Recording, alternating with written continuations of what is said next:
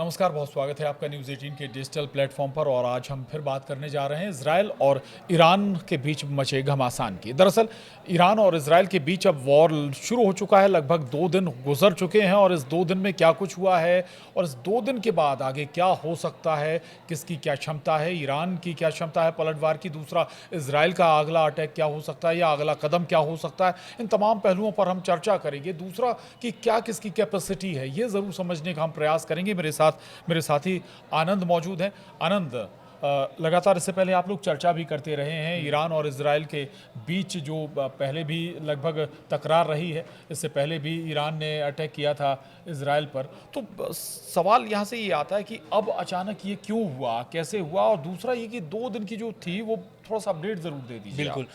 दरअसल क्या हुआ है कि इजराइल पहले से ही बोलता आया था हमला करने के लिए, बार बार धमकी दे भी रहा था। इसको लेकर के नेतन्याहू जब अमेरिकी दौरे पर गए थे तो दोनों बार अपने दौरे में ये बात ट्रम्प के सामने रखी थी कि ईरान पर कार्रवाई की जाए। क्यों कार्रवाई की जाए, हमला क्यों हो रहा है, और हमले के पीछे अमेरिका का क्या हाथ है, क्या अमेरिका की कोई भूमिका है या नहीं है, ये सारे अपडेट देंगे। पहला तो ये है कि हमला इसलिए इजराइल ने किया है ईरान पर, क्योंकि इजराइल आज से नहीं, बहुत पहले से वो बोलता आया है कि अगर ईरान परमाणु शक्ति बन जाता है तो इसके लिए इजराइल का जो अस्तित्व है वो खतरे में आ जाएगा।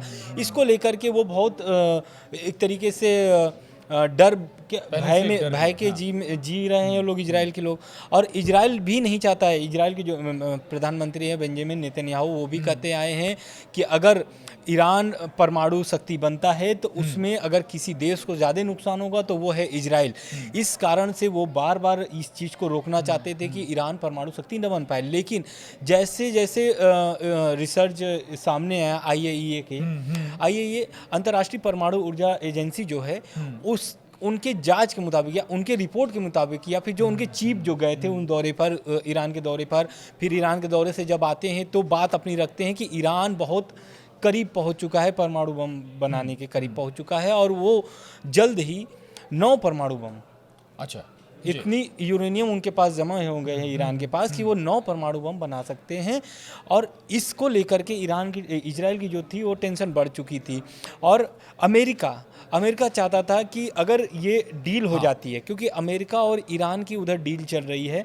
आगे अपडेट भी देंगे कि जो डील होने वाली है, अगली जो बैठक जो होने वाली है डील को लेकर के, वो कहाँ होने वाली है। अभी हम लोग आ जाते हैं अपडेट्स पर कि आज इजराइल का दूसरा दिन है हमले का, इजराइल और ईरान का। पहले तो इजराइल हमला शुरू कर देता है, और हमला कहाँ करता है, ईरान के परमाणु ठिकानों पर। करीब 4 परमाणु ठिकाने तबाह हुए हैं ईरान के। अब उस परमाणु ठिकानों पे जो तबाह हुए हैं उससे भी बहुत सारे ऐसे जो ऐसा कहा जा रहा है कि जो उनके रेडिएशन है उससे वो प्रॉब्लम में आ सकते हैं कई सारे देश। वो तो बात की बात है अभी, लेकिन ईरान भी स्पष्ट नहीं कर रहा है इस बात को लेकर के, और उसको इसकी प्रतिक्रिया देने के लिए ईरान ने भी पलटवार किया है, और दोनों ने ऑपरेशन का नाम भी दिया है। इजराइल ने शुरू किया है ऑपरेशन राइजिंग लायन के नाम से, तो इसके पलटवार में ईरान ने भी शुरू किया है ट्रू प्रॉमिस 3। अब ये ट्रू प्रॉमिस 3 क्या है जी? दरअसल ट्रू प्रॉमिस 1 और 2 पहले ही हो चुका है। अच्छा। और पिछले साल 2 चलाया था ईरान ने। तो इस बार जो है, इस बार का जो ये चलाया है, ईरान का भी कहना है कि अगर कोई देश हमारे देश पर हमला करता है तो उसकी प्रतिक्रिया देना, उसका जवाब देना स्वाभाविक सी बात है, अधिकार है। अब आयतुल्लाह अली खामनेई इस पर क्या कहते हैं? आयतुल्लाह अली खामनेई का भी इस हमले को लेकर के बयान आ चुका है। हालांकि ईरान को बहुत सारे नुकसान हुए हैं, जो इजरायली रक्षा मंत्रालय की तरफ से ऐसा दावा किया जा रहा है कि इजराइल के जो ईरान के जो तबाह हुए हैं उसमें तो पहले तो 4 एटॉमिक जो ठिकाने थे वो तबाह हुए हैं। उसमें क्या बोलते हैं कि 9 उसमें इजराइल के इंजीनियर साइंटिस्ट जो हैं, न्यूक्लियर जो मतलब एक तरीके से सहयोग कर रहे थे, उनकी उसमें मौत हुई है। IRGC के चीफ की, जो कल ही इसकी स्पष्टीकरण भी हो गई थी। ईरान ने खुद इसका स्पष्टीकरण कर दिया था कि जो IRGC के चीफ हैं उनकी भी इस हमले में मौत हो चुकी है। उस नज़रिए से आनंद, हम ये माने कि जो टारगेट लगभग, एक तो ये बात होती है कि जो परमाणु केंद्र हैं ईरान के, वो ज़मीन से इतने ज़्यादा नीचे हैं कि बगैर अमेरिका के सहयोग के संभव नहीं है कि वहाँ तक आप पहुँचें। ऐसा कोई आपके पास हथियार है नहीं, अमेरिका छोड़ दिया जाए तो, यानी कि, लेकिन इसके बाद जो कहा जा रहा है कि उन परमाणु ठिकानों पर अटैक ज़रूर किया गया, लेकिन क्या वाकई में ध्वस्त इजराइल कर पाया है? दूसरी एक बात जो आप कह रहे थे, वैज्ञानिकों को टारगेट अगर किया गया, खासतौर से उन ठिकानों को टारगेट किया गया है इजराइल के जरिए जहां पर परमाणु केंद्रों से जुड़े वैज्ञानिक रहते थे, यानी ये बड़ा दूर की सोच रहा है इजराइल कि उन वैज्ञानिकों को ही खत्म कर दिया जाए, तो फिर ये प्रोग्राम आगे बढ़ेगा कैसे?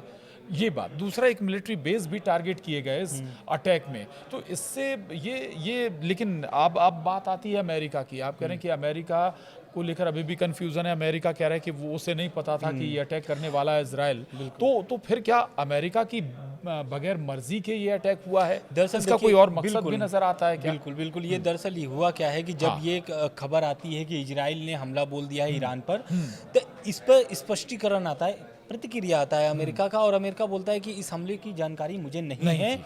लेकिन वहीं पर अमेरिकी जो विदेश मंत्री हैं उनका बयान आता है और ये बोलते हैं कि अमेरिका जो है कि इस हमले को लेकर के इजराइल पहले से ही बहुत बार धमकी देता आया है कि ईरान पर हमला वो करेगा अगर वो अपनी परमाणु कार्यक्रम को नहीं रोकते हैं। हालांकि अभी जो मीटिंग होने वाली है, जो डील होने वाली है, डील को लेकर के जो बैठक होने वाली है, उसमें बस यही बात रख रहे हैं, अमेरिका रख रहा है कि ईरान जो है वो परमाणु शक्ति न बन पाए।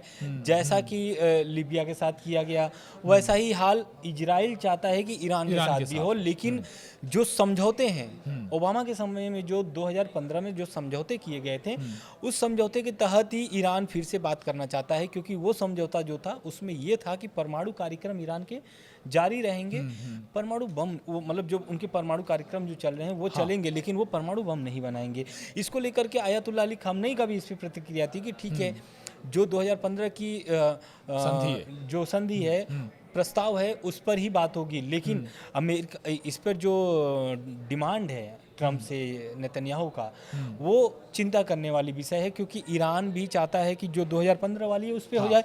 6वां बैठक अब कल होने वाली है और देखना ये होगा कि दरअसल बैठक, पहली बात तो ये जो हमला शुरू हो गया दूसरे दिन, पहले से ही ये शेड्यूल था कि इनकी जो बैठक होने वाली है 6ठे राउंड की, अमेरिका और ईरान की, ये बैठक होगी मस्कट में, ओमान में, और ये बैठक होने वाली है कल।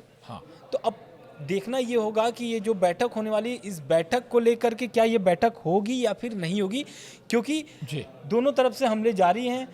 अगर एक चीज़ और है, अगर ये क्लियर हो जाता है कि भाई अमेरिका साथ दे रहा है, तो फिर ईरान के निशाने पर केवल इजराइल नहीं होगा, अमेरिका के वो सैनिक भी होंगे जो आसपास के पड़ोसी मुल्कों में मौजूद हैं, उसकी जो एम्बेसीज हैं, फिर वो भी ईरान के टारगेट पर आ जाएंगी। लेकिन मैं ये समझना चाह रहा हूँ कि अब ईरान रिएक्ट करेगा कैसे, या किस तरीके का जो रिएक्शन, अभी तक उसने इजराइल पर कुछ बैलिस्टिक 100 से ज़्यादा 150-200 करीब बैलिस्टिक मिसाइलें दागी हैं, ड्रोन से अटैक किए हैं, लेकिन क्या इस अटैक के बाद उसकी रिवील करने की या रिएक्ट करने की क्षमता में कुछ कमी आई है क्या ईरान की? देखिए, ईरान ने जब ईरान पर हमला हुआ इजराइल का, करीब 200 फाइटर जेट घुसे हुए थे ईरान में, और ईरान के जितने भी परमाणु ठिकाने थे उसको तबाह करने की पूरी प्लान थी, और मोसाद भी इसी पर काम कर रहा था। अब हुआ क्या कि ईरान ने पहले इस मामले को समझा कि ये क्या इजराइल पर हमला किया जाए कि नहीं किया जाए, और देखते ही देखते इजराइल ने अपनी प्रॉमिस 3 शुरू कर देता है, और करीब 150 मिसाइल दागता है, जिसमें कि करीब 6 ही मिसाइल जो है कि तेल अवीव पे गिरता है। बाकी सारी मिसाइलें, इजराइल का ये दावा है कि बाकी सभी मिसाइलों को नष्ट कर दिया गया है हवा में ही, आकाश में ही। लेकिन अब ये जो 6 मिसाइल गिरे हैं ईरान के तेल अवीव में, उसमें क्या है कि बहुत सारे नुकसान हुए। इसमें इजराइल के करीब नागरिक मारे भी गए हैं, 2-3-4 नागरिक मारे गए हैं, कुछ लोग घायल भी हुए हैं। और इस पे जो अभी अमेरिका वाली जो आपने बात कही है, अमेरिका की तरफ से जो ट्रम्प का बयान है, ट्रम्प बोल रहे हैं कि अगर डील नहीं होती है, अगर डील नहीं होती है तो हमला और तेज होगा। अच्छा। यानी कहने का स्पष्ट ये हो गया है कि अमेरिका भी चाहता है कि डील हो जाए, और अगर डील नहीं होता है तो अमेरिका चाहता है कि हमला जारी रहे। बयान से ऐसा माना जा रहा है, ऐसा निकल रहा है बयान। बिल्कुल। एक थ्योरी ये भी आई थी, आनंद की कहा ये भी जा रहा था कि इसलिए हमले किए जा रहे हैं, और ये हमले मतलब हमले का मसला जो है अमेरिका को शायद नहीं मालूम है, या बल्कि ये कहें कि जो डील है इसे डीरेल करने के लिए ये हमला कर रहा है इजराइल। इजराइल नहीं चाहता है कि कोई डील हो जाए। अगर डील हो गई तो वो ओबामा वाले सिचुएशन में पहुंच जाएंगे, और संभवतः शायद वो नहीं चाहता है इजराइल। बिल्कुल। देखिए, अभी जब ये अमेरिका का प्रतिक्रिया आया था कि इजराइल ने हमला कर दिया ईरान पर और उनको कुछ भी नहीं पता है, तो इस पे ट्रम्प का, अमेरिका का बयान आता है, खास करके ट्रम्प दरअसल बोलते हैं कि उनको 60 दिन की मोहलत दी गई थी, और वो 60 दिन कब के बीत चुके हैं, लेकिन ईरान अभी तक तैयार नहीं हुआ है। छठे राउंड की बैठक भी होने वाली है। ठीक है। अब ये सब चीज को लेकर के वो अपना पल्ला झाड़ देते कि भाई हमने तो 60 दिन की समय दिए थे, लेकिन ईरान ने उसको मतलब एक तरीके से सीरियसली लिया नहीं। अब इजराइल हमला कर दिया है, तो अब इस विषय पर आप आ रहे हो कि क्यों हमला कर रहा है, बचाव के मूड में आओ और बचाव करो। तो अमेरिका का साफ कहना है कि अगर आप डील करते हो तभी जाकर के आगे कोई बात बनेगी, अन्यथा जो हमला है वो ये बताइए आगे क्या अब आपको नज़र आ रहा है इसमें, इस पूरे युद्ध में इजराइल और इजराइल और ईरान में। दूसरा मेरे ख्याल में इराक और ईरान के बीच जब कभी युद्ध हुआ था उसके बाद ये पहला इतना बड़ा हमला है ईरान के ऊपर।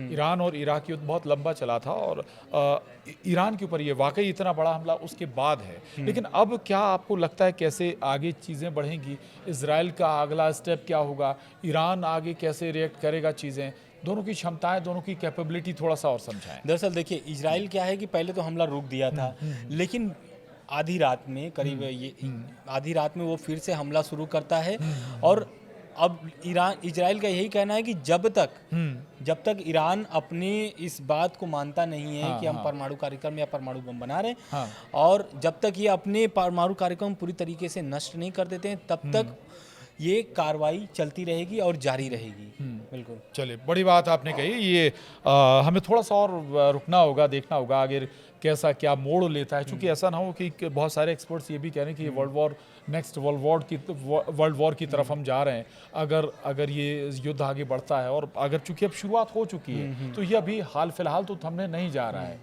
खैर, दरअसल लेकिन एक जो बड़ी अपडेट है वो हम देना चाहते हैं कि ये जो एक तरीके से पश्चिम एशिया में जो अभी तनावपूर्ण स्थिति है, अब ये स्थिति में अब ट्रम्प की जो नजरें हैं वो टिकी हुई हैं डील पर, और वो चाहते हैं कि जो मस्कट में कल शांति वार्ता होने वाली है, प्रेशर में डील हो भी जाए, और ये डील हो जाए, और इसमें मध्यस्थता कर रहा है ओमान, और ये चाहते हैं कि जैसे भी करके ये कल डील हो जाए। लेकिन अब ऐसा माना जा रहा है कि ये जो शांति वार्ता जो पहले से रखी गई थी, प्रस्तावित थी कि ये बैठक होने वाली है मस्कट में, अब ऐसा माना जा रहा है क्योंकि अभी तक कोई भी ऐसी अपडेट नहीं आई है कि मस्कट में कल शांति वार्ता होने वाली है। हो सकता है कि ये जैसे हमला जारी है दोनों देशों के बीच में, तो हो सकता है कि ये बैठक डील पर भी बादल छा जाए, हो सकता है कि ये कैंसिल भी हो जाए ये बैठक। बिल्कुल। चलिए, तो ठीक है, हम इंतजार करते हैं अगले स्टेप का और देखते हैं। लेकिन ये ज़रूर नज़र आ रहा है कि भाई कम से कम अभी तो अब तकरार थमने नहीं जा रही है। ये